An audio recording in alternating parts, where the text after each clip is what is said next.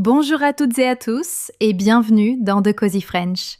Je suis Léa, ravie de vous retrouver pour une nouvelle conversation.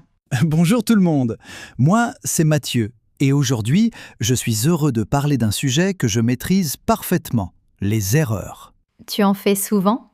Assez pour avoir développé une solide expérience professionnelle. Dans The Cozy French, nous parlons de la vie quotidienne, de nos émotions et de nos habitudes, tout en vous aidant à progresser avec un français naturel et accessible. Alors, installez-vous confortablement. Ici, personne ne va corriger votre position sur la chaise. Pour cet épisode, nous vous proposons un petit défi. Écrivez dans les commentaires une erreur qui vous a finalement appris quelque chose. Une petite erreur, bien sûr. Vous n'êtes pas obligé de raconter le jour où vous avez détruit la cuisine familiale. Et si nos conversations vous aident à apprendre le français avec plus de confiance, pensez à vous abonner à The Cozy French. Vous pouvez aussi partager cet épisode avec une personne qui dit toujours « Je ne veux pas essayer, je vais sûrement me tromper ». Mais partagez-le gentiment, sans ajouter « Cet épisode est clairement pour toi ». La gentillesse, c'est important. Justement, hier, j'ai envoyé un message à une amie pour lui souhaiter un bon anniversaire. C'est plutôt gentil.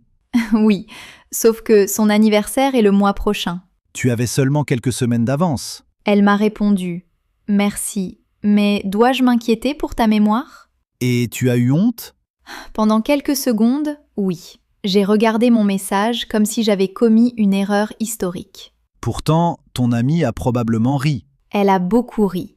Mais mon premier réflexe a été de vouloir faire disparaître le téléphone. C'est étrange comme une petite erreur peut soudain nous donner l'impression que tout le monde nous observe. Oui, nous ne pensons plus seulement « je me suis trompée », nous pensons « je suis ridicule ». On transforme une action en jugement sur toute notre personne. Exactement. Et cela arrive souvent quand nous parlons une langue étrangère. On cherche un mot, on utilise le mauvais genre, puis on veut quitter la conversation pour toujours. Alors que l'autre personne a peut-être très bien compris. Ou elle a oublié l'erreur 10 secondes plus tard. En français, on dit « se tromper ».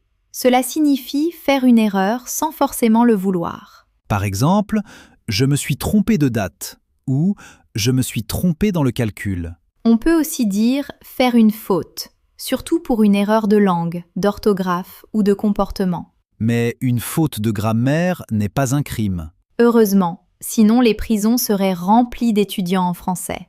Et peut-être de quelques Français. Certainement. Le problème, ce n'est donc pas toujours l'erreur elle-même, mais l'histoire que nous racontons après. Tout le monde va se moquer de moi. Je ne suis pas capable. Je n'aurais jamais dû essayer. Ces pensées rendent l'erreur beaucoup plus lourde qu'elle ne l'est. Et elles nous empêchent parfois de recommencer. Pourtant, apprendre implique forcément de ne pas tout savoir au début. On ne peut pas devenir bon sans passer par une période où l'on est un peu maladroit.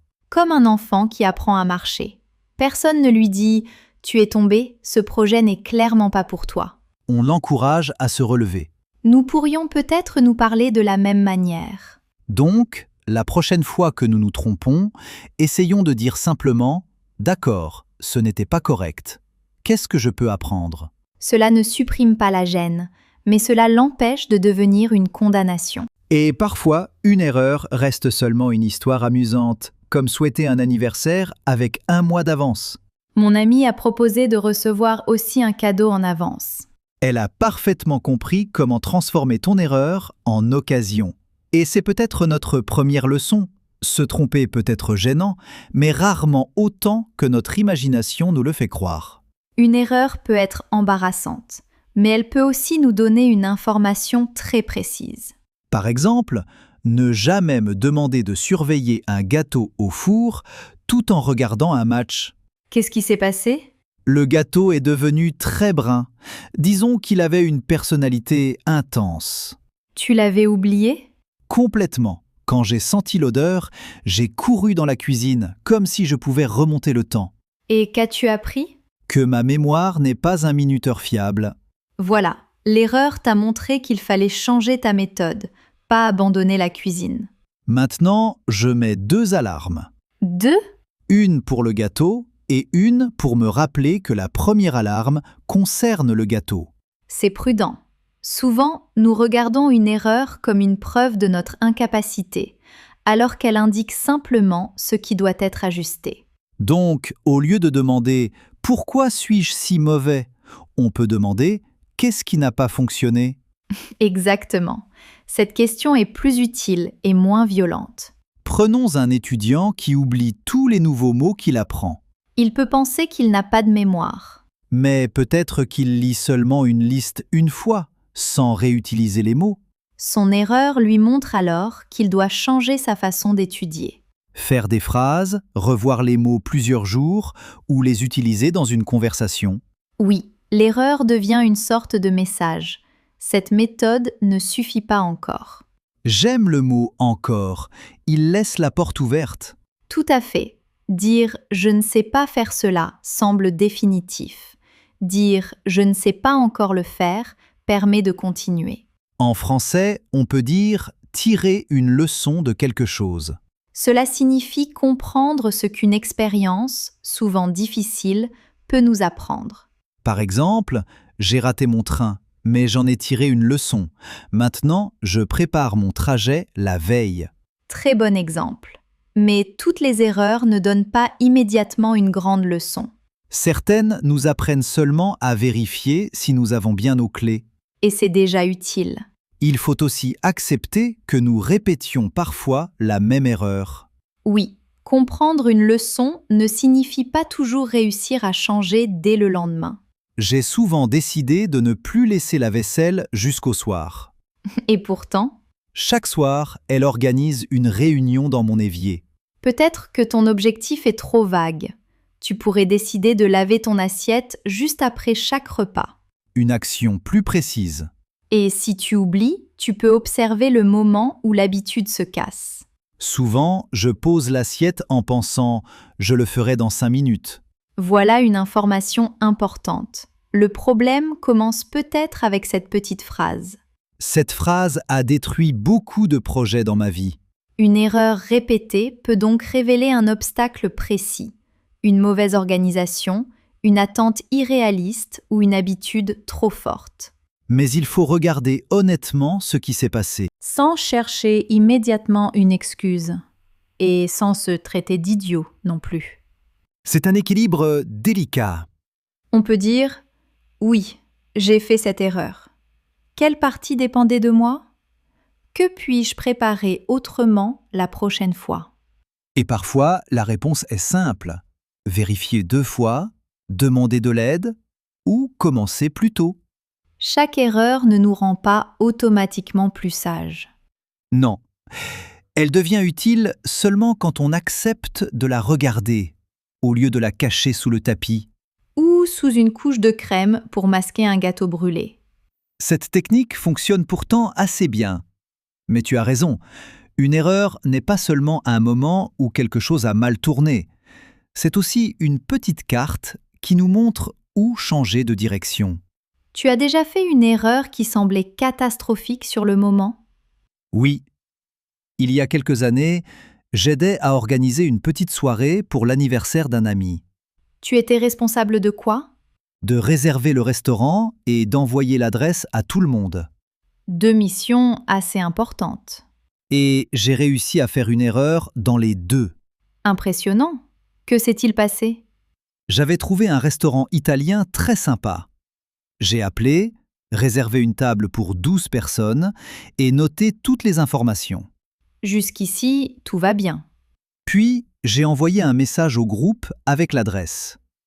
Le soir de l'anniversaire, je suis arrivé quelques minutes en avance. Responsable et ponctuel. Sauf que le restaurant était fermé. Fermé pour la soirée ? Fermé depuis 6 mois. Mais comment avais-tu fait la réservation ? C'est exactement la question que je me suis posée. J'avais réservé dans un autre restaurant portant presque le même nom. Et tu avais envoyé l'adresse de l'ancien établissement. Oui. À ce moment-là, mon téléphone a commencé à sonner.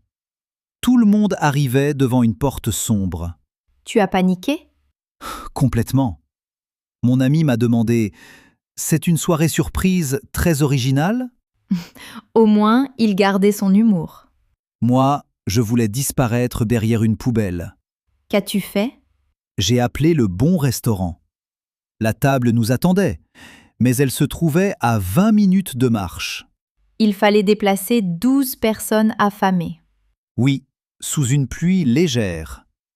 J'ai expliqué mon erreur et proposé de payer les boissons pour me faire pardonner. Les autres étaient en colère? Étonnamment, non.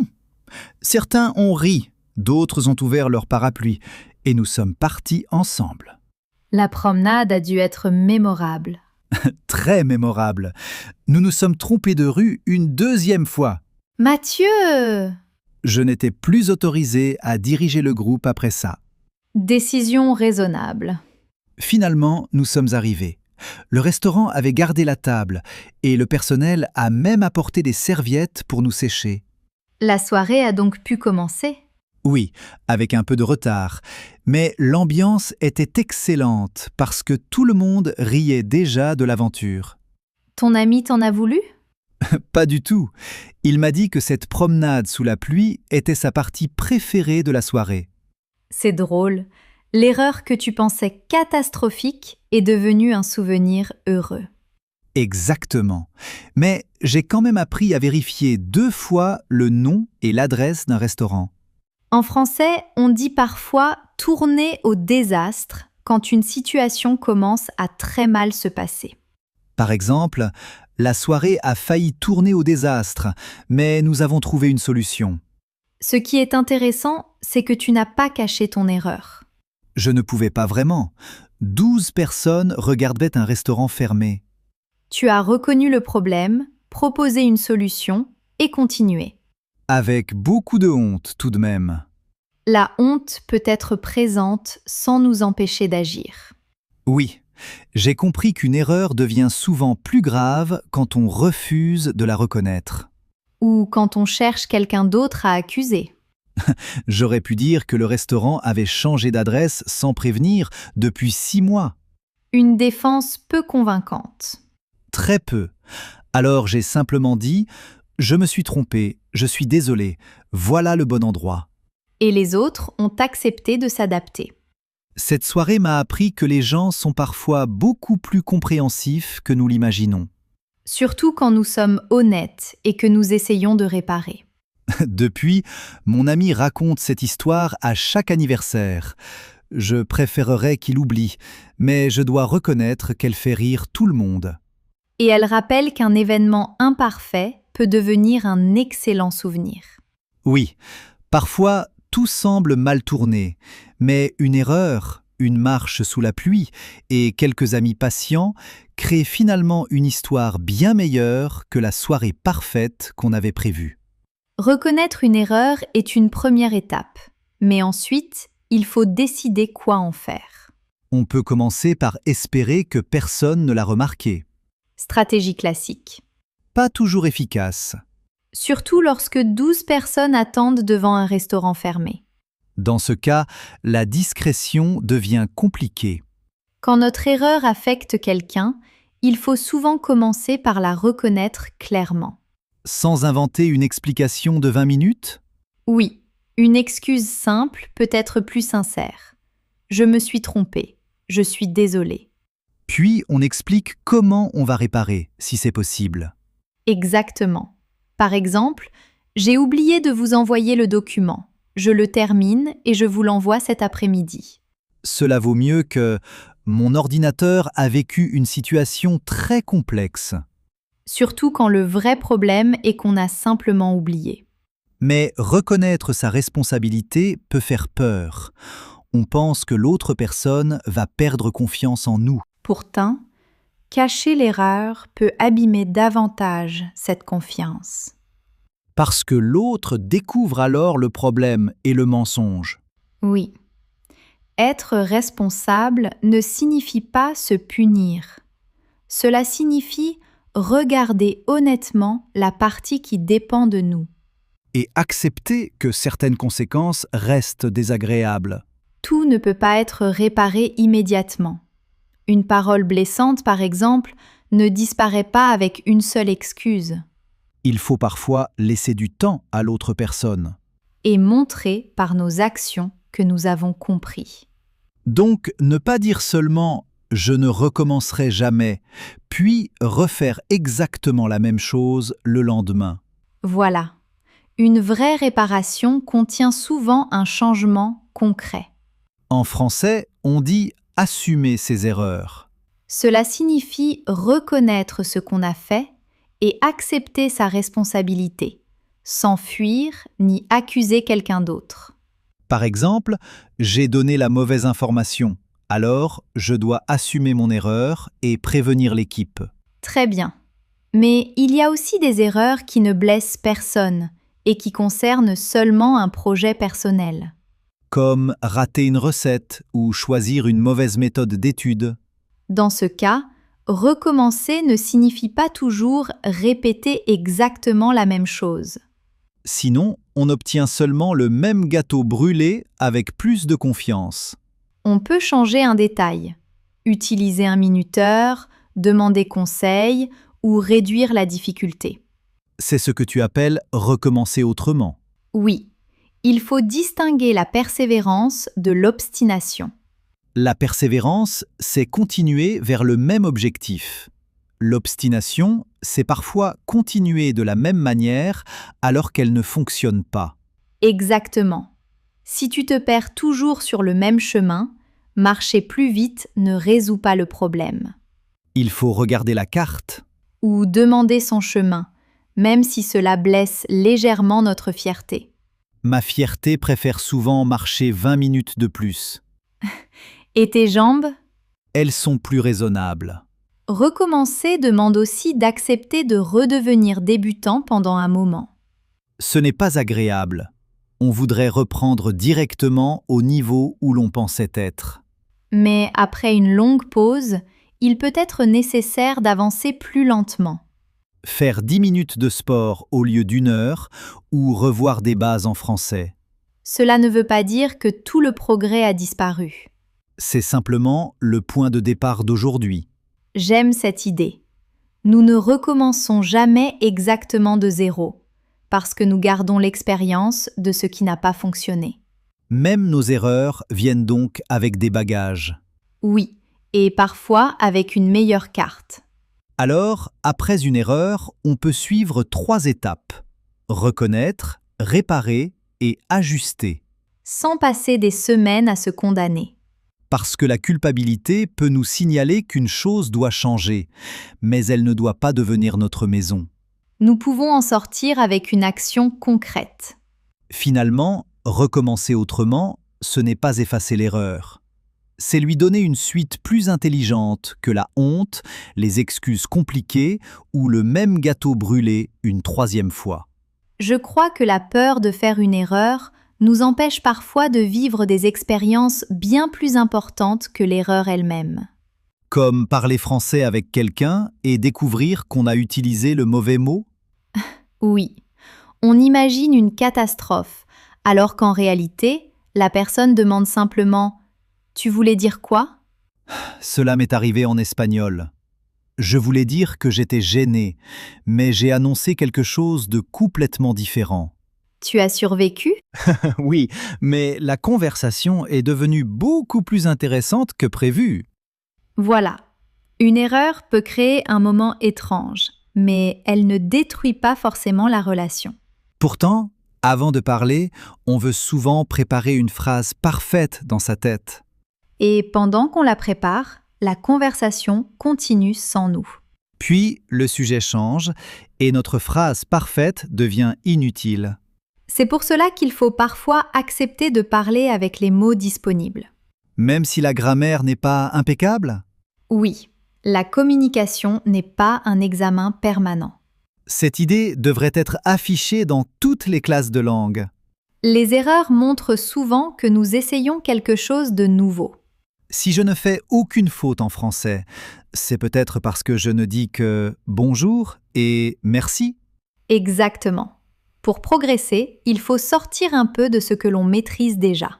En français, on dit se lancer. Cela signifie commencer quelque chose malgré l'hésitation ou la peur. Par exemple, je ne parle pas parfaitement français, mais je vais me lancer. Très bien.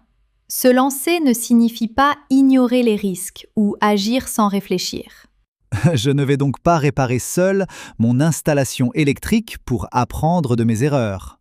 Merci. Certaines erreurs peuvent être dangereuses ou avoir de vraies conséquences. Dans ce cas, il faut se préparer, demander de l'aide et rester prudent. Mais pour une conversation, une activité créative ou une nouvelle compétence, la peur est souvent plus grande que le danger réel. Oui, on peut commencer petit, poser une question, écrire un paragraphe ou participer pendant quelques minutes. Puis regarder ce qui s'est réellement passé, au lieu d'écouter toutes les catastrophes imaginées. Très souvent, les autres sont occupés par leurs propres erreurs. Ils ne passent pas la soirée à analyser notre mauvaise conjugaison. Et même s'ils la remarquent, ils peuvent comprendre que nous sommes en train d'apprendre. J'admire davantage quelqu'un qui essaie avec quelques fautes que quelqu'un qui reste silencieux par peur. Moi aussi. Le courage n'est pas l'absence de gêne. C'est avancer avec cette gêne. Et après une erreur, on peut simplement corriger. Pardon, je voulais dire, Cette petite phrase permet de continuer naturellement. sans faire un discours de 3 minutes pour demander pardon à toute la langue française. Exactement. Nous pouvons aussi rire de certaines erreurs, tant que personne n'est blessé. L'humour retire beaucoup de pouvoir à la honte. Mais il faut éviter de rire d'une personne qui essaie sincèrement. Oui, corriger avec respect aide davantage que montrer qu'on sait mieux. Avant de terminer, pensez au défi proposé au début de l'épisode. Quelle erreur vous a appris quelque chose? Écrivez-la dans les commentaires, avec la leçon que vous en avez tirée. Et cette semaine, choisissez aussi une petite chose que vous évitez par peur de vous tromper. Une conversation, une question, une recette ou un nouveau projet? Préparez-vous raisonnablement, puis donnez-vous la permission d'être débutant. Merci d'avoir partagé cette conversation avec nous dans The Cozy French. Nous espérons qu'elle vous aidera à reconnaître vos erreurs, à réparer quand c'est nécessaire et à continuer avec plus de douceur. Pensez à vous abonner pour apprendre le français avec nous. Et souvenez-vous, une erreur ne prouve pas que vous devriez arrêter. Très souvent, elle prouve simplement que vous avez eu le courage d'essayer.